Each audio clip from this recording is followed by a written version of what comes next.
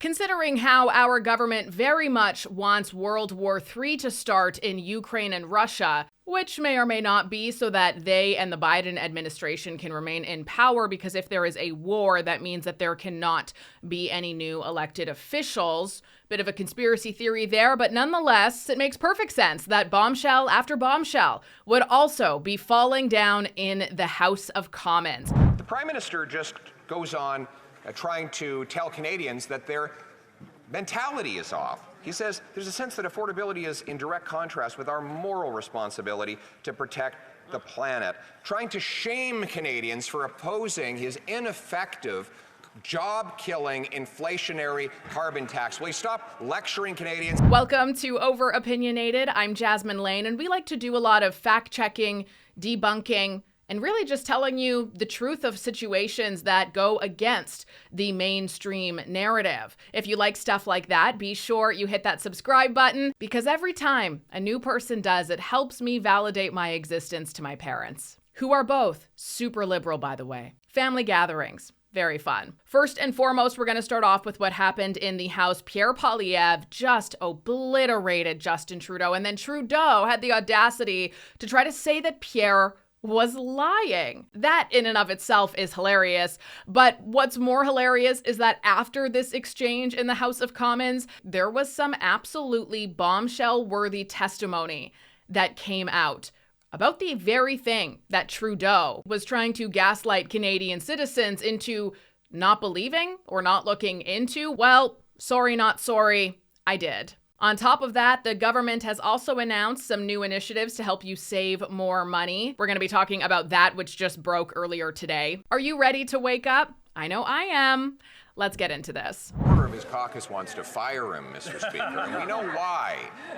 Food prices have risen 36% faster in Canada than in the U.S., a gap that opened up as the carbon tax came into force. The Prime Minister just goes on trying to tell Canadians that their mentality is off. He says there's a sense that affordability is in direct contrast with our moral responsibility to protect the planet, trying to shame Canadians for opposing his ineffective, job-killing, inflationary carbon tax. Will you stop lecturing Canadians and call a carbon tax election?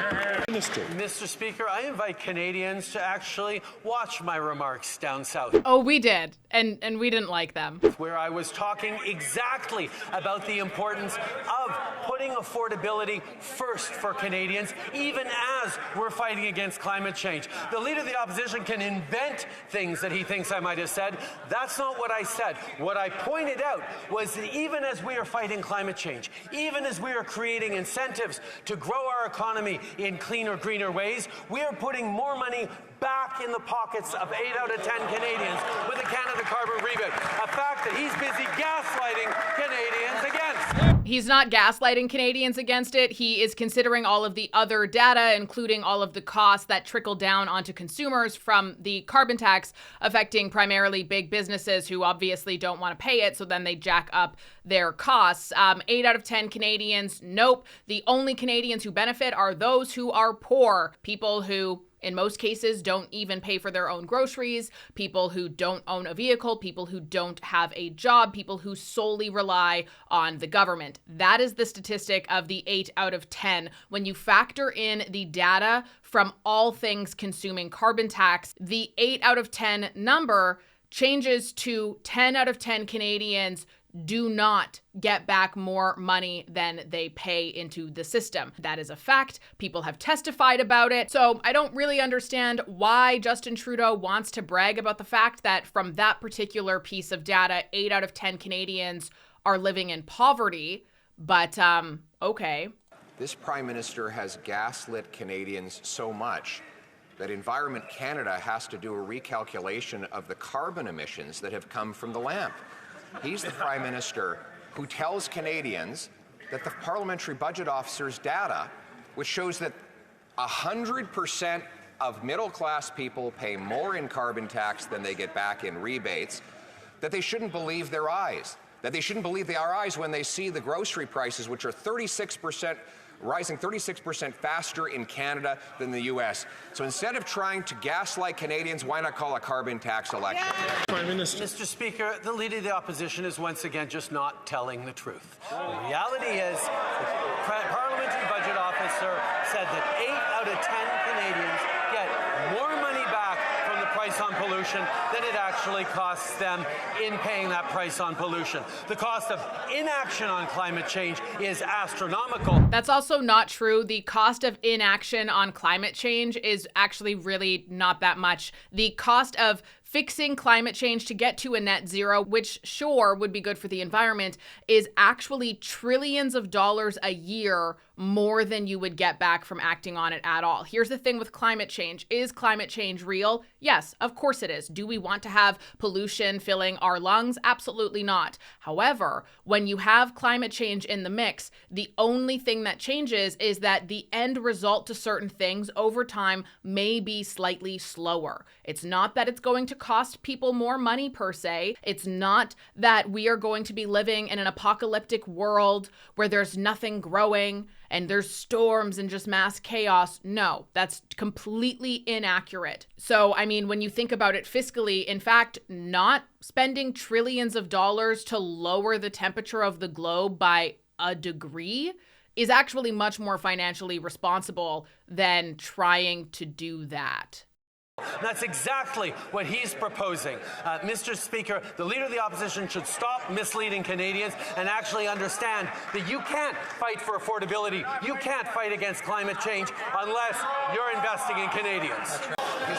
His quadrupling carbon tax is all financial pain and no environmental gain. And on that note, here's the real truth, okay? Trudeau will never admit this in the House, but this is the truth about the carbon tax and the impact it hasn't had. Is the government on track to meet their 2030 emissions reduction targets? Just a yes or no. No. Commissioner, did the Environment Department ever indicate to your office that the government would not meet the 2030 emission targets with existing measures?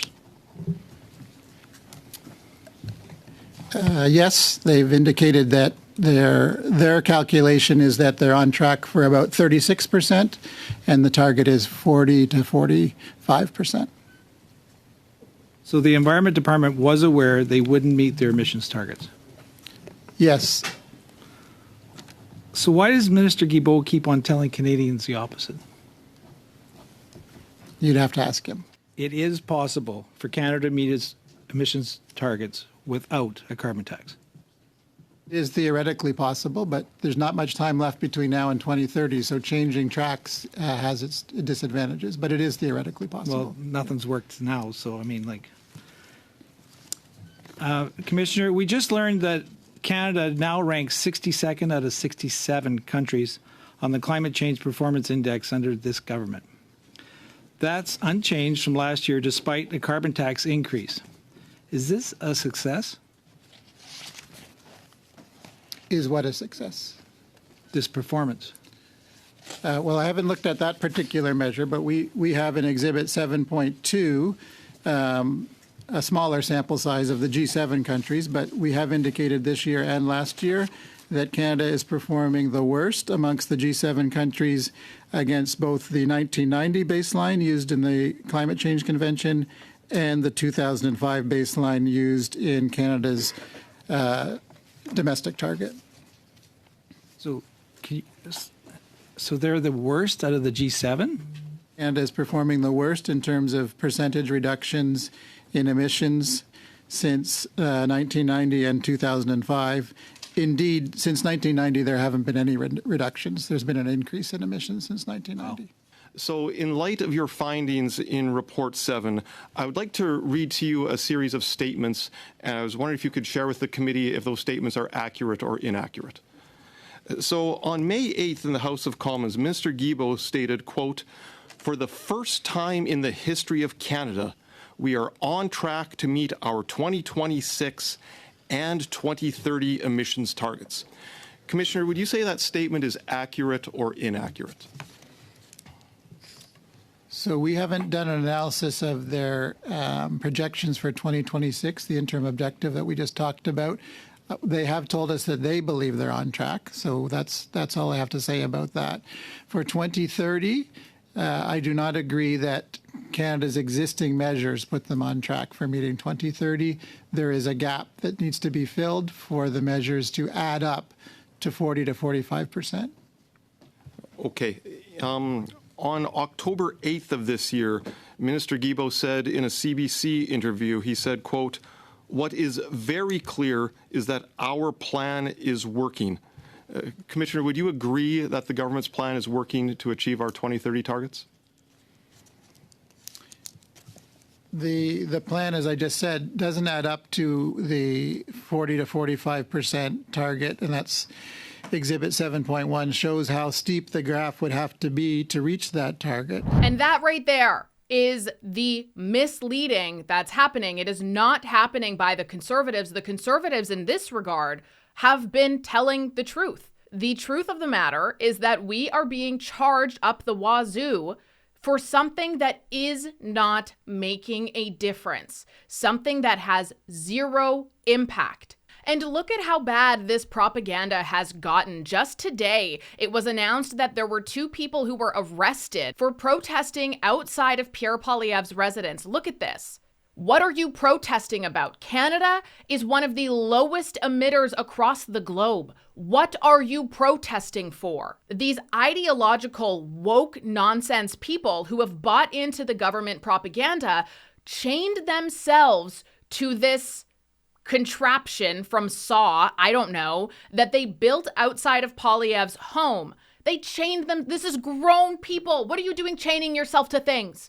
Get a job. Seriously. Now, of the 4 demonstrators, 2 of them did unchain themselves from the structure because they didn't want to get arrested. And then 2 of them did, in fact, get arrested. Yeah, pushing a climate change narrative to run your election when the vast majority of Canadians oppose it is pretty stupid. So he and Chrystia Freeland announced earlier today that Canadians will be getting a temporary tax break on essential items. That includes, all things like diapers, clothing, restaurant and prepared meals, stocking stuffers, blah, blah, blah, where they will be removing the GST and HST from all of those purchases across the country for the next 2 months. On top of that, in the new year, individuals earning less than $150,000 per year will also receive a one-time $250 rebate. So maybe he did learn something from the Trump election and that identity politics, culture wars are not going to win him this one,